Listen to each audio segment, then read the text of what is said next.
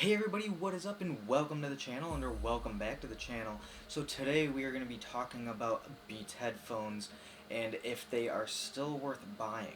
So we're actually going to range from all sorts of headphones, from the executives to the original solos to the studios. So we're going to touch everything. So if you guys have these headphones, or if you guys are looking for cheaper headphones or like used headphones for a good price, we're going to try to cover everything and like what these headphones are good at and what they lack in. So let's get started with this video.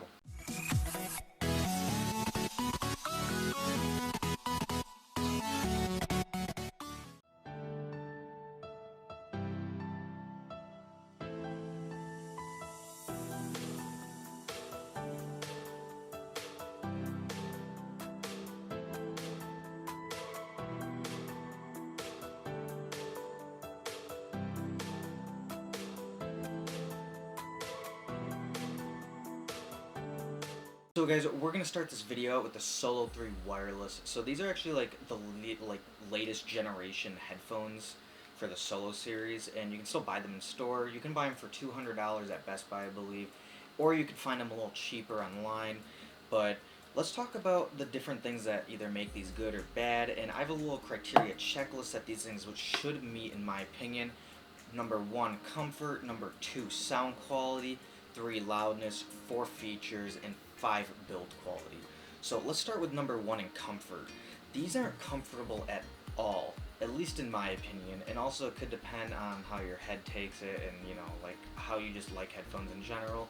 I really don't like on-ear headphones, so I prefer over-ear, definitely. Not even in-ears, I'm not a fan.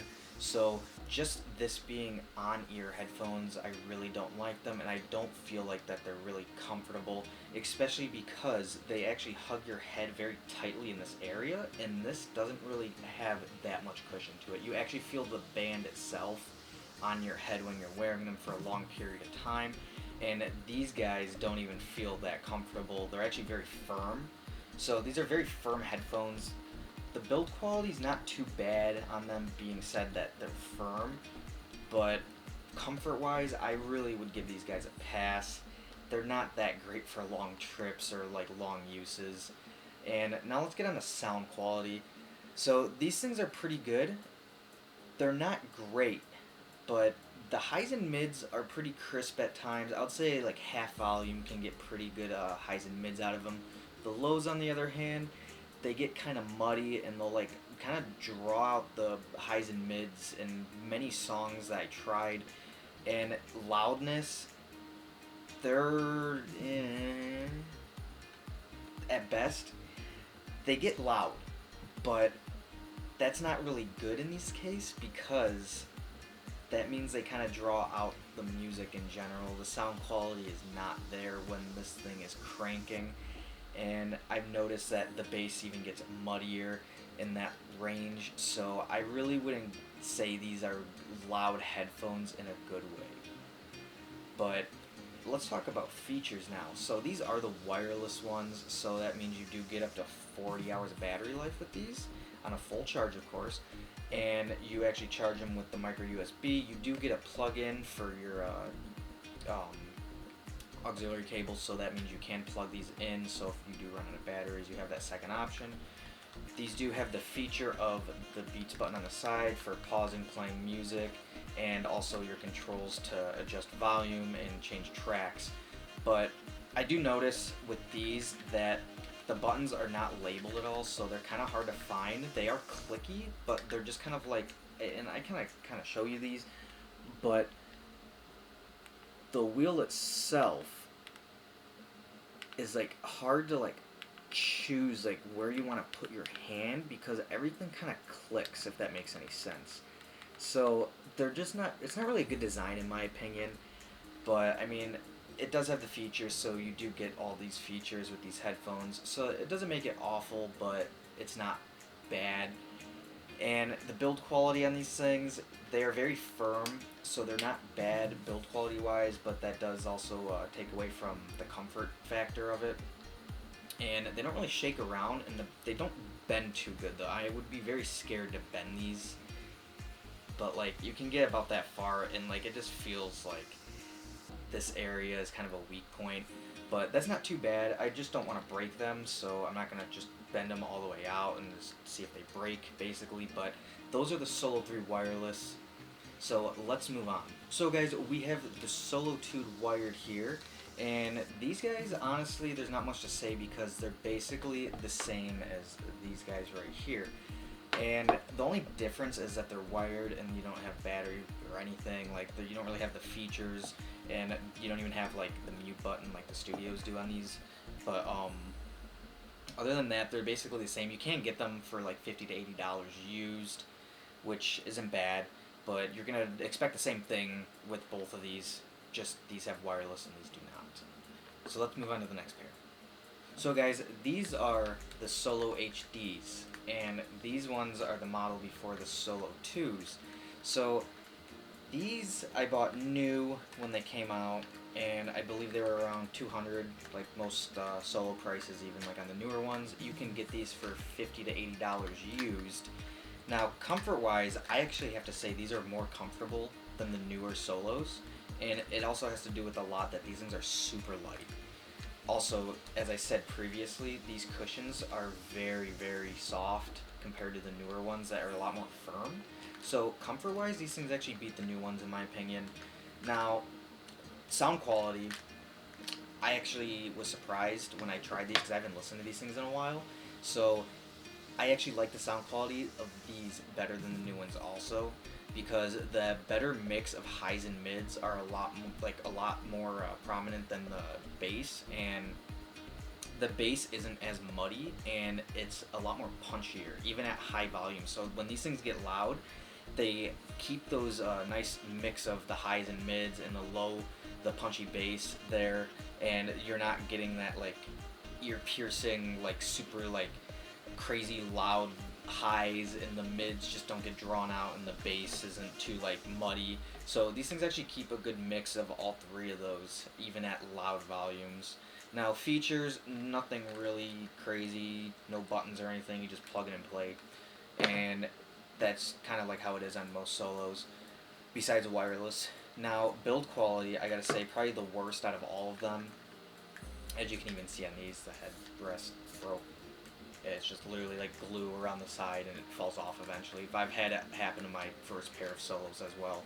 And in some cases with my friend, his Solos, his ear cup kept falling out too. So that's actually another known issue on these. And just in general, these things are actually pretty cheap. They're actually pretty flexible, like this. Like actually, I don't really feel like these things would break too often, like especially if you have a bigger head. So these things are actually pretty flexible compared to the new ones. But other than that, I mean, they're just pretty cheap. So that's kind of what I have to say about these. So let's move on to the next.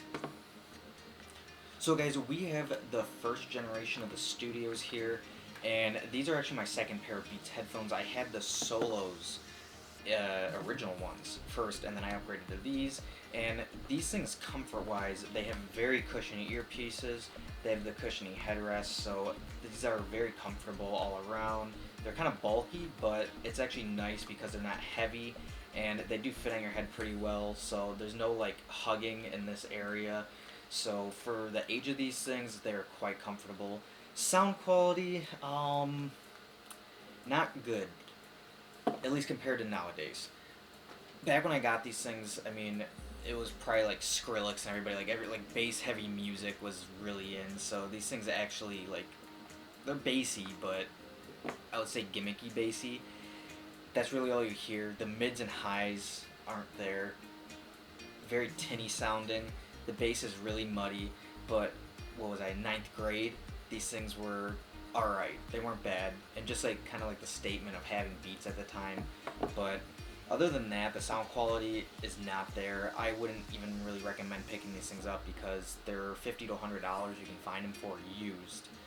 And loudness, they do not get super loud, but they also, even like with them not getting super loud, they do distort at the higher volume as well. So they're just, sound quality was not here in these, just very bass heavy and not really good.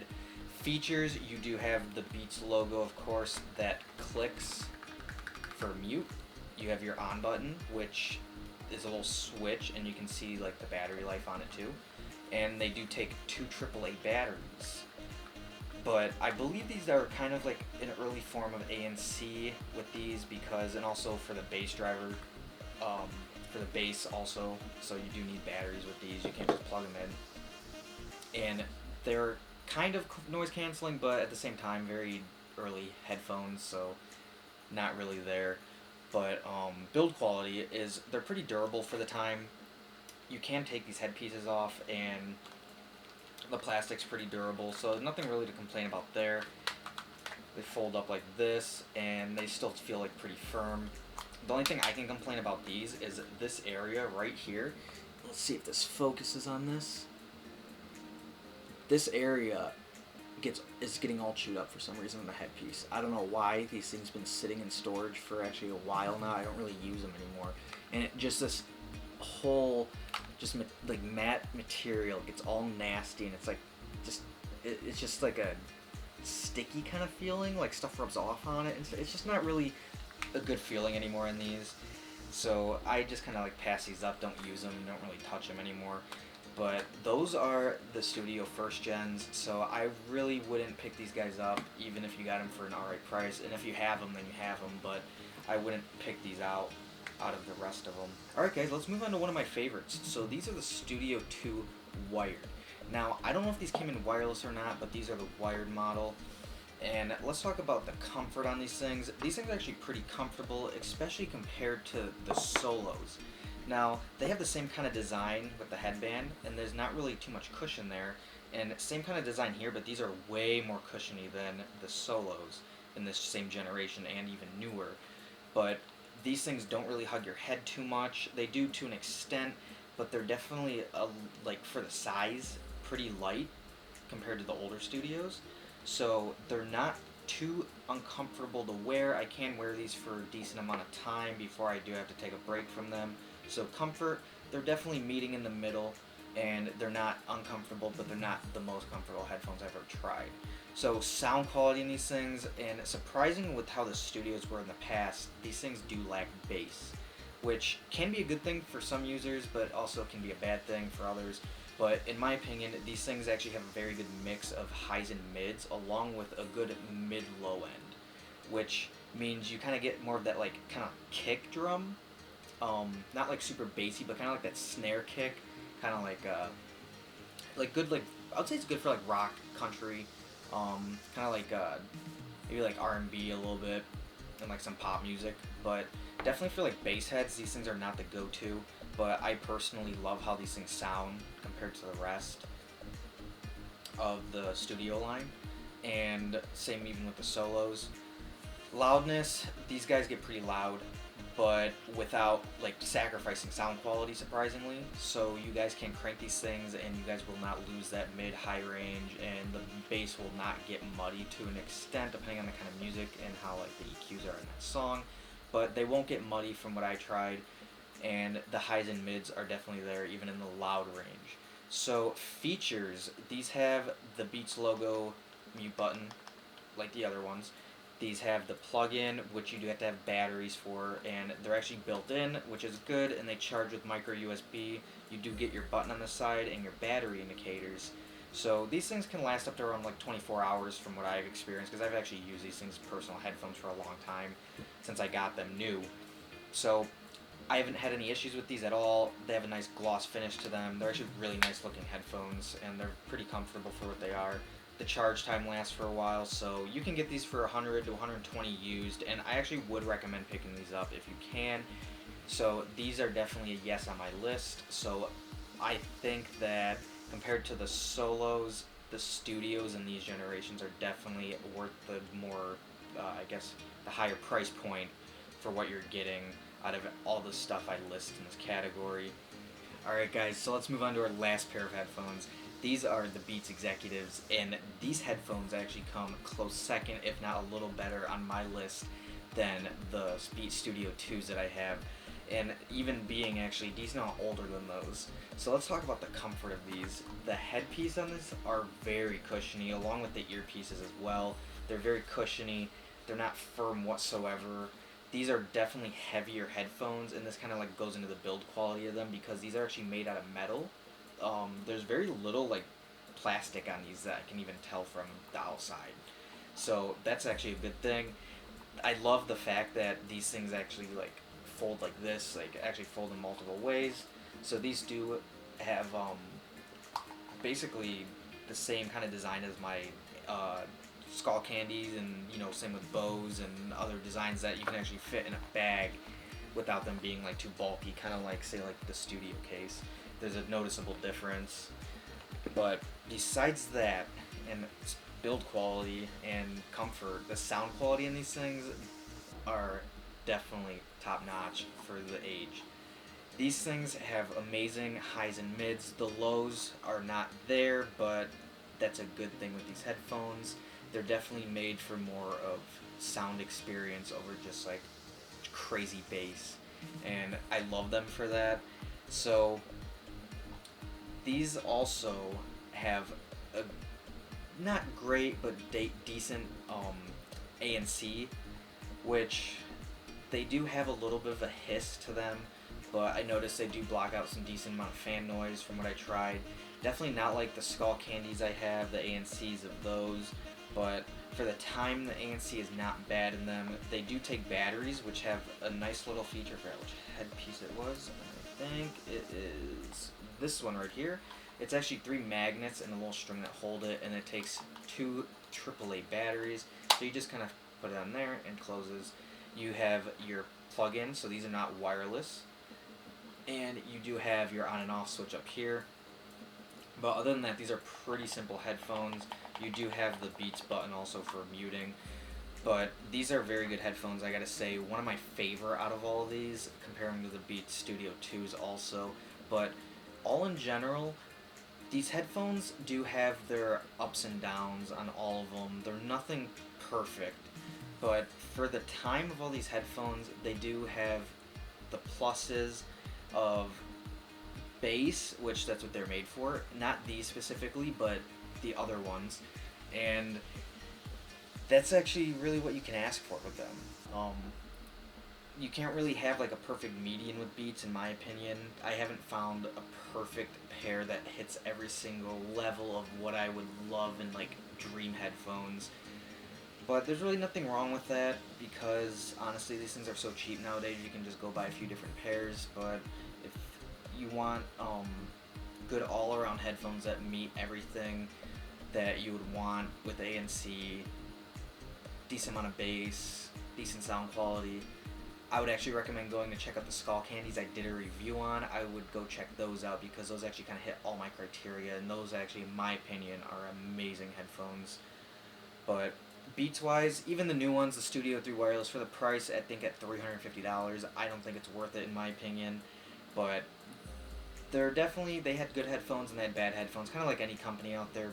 It's just not kind of my thing. I kind of got out of the whole Beats thing. I'm not too big of a bass head anymore. So if this is your thing, I definitely would consider checking the executives out, or the newer studios. But the newer solos are okay. Not really my thing. Comfortable wise, nope. And other than that, guys, I mean, I kind of went over most of the headphones. You do have the Pro models, which they still sell. You have the mixers, which are not comfortable at all. And I think they have the new EPs, which are kind of the cheaper side, and they did not feel that good in stores, so I don't even know if I would get those. But I would stick to the studios and the executives. Even though they're older headphones, they're still meeting up to my nowadays standards in some cases. So this has been a video on all the Beats headphones that I own and other headphones that I try. And I know I talked about the Solo original ones that I had. I don't have any more. They broke, so I threw those away a long time ago. So they did show up in the video at some point, so I'm sorry I didn't talk too much about those, but I would not recommend getting those at all. Those were really bad headphones in my opinion. So thank you guys for watching this video. I'm sorry if it was all over the place in certain aspects. I'm still trying to get a full hold in how I make these videos and stuff like that. And just kind of like, this was a longer video and a lot more stuff to go over on these tech specs on all these headphones. But I do appreciate it, and if you guys like this video, please leave a like, and don't forget to subscribe for more content. I definitely will be pushing out a lot more content about different headphones, a lot of stuff about computers and other technology stuff. And also, I might be thinking about doing some vlogs, so if you guys are interested in that, please let me know below. But other than that, thank you guys for watching, and if you dislike the video, you can leave a dislike, or, you know, at least tell me why and what you think I could do better in the videos, and I will be trying on my own also. But thank you so much for watching. I will see you guys in the next one.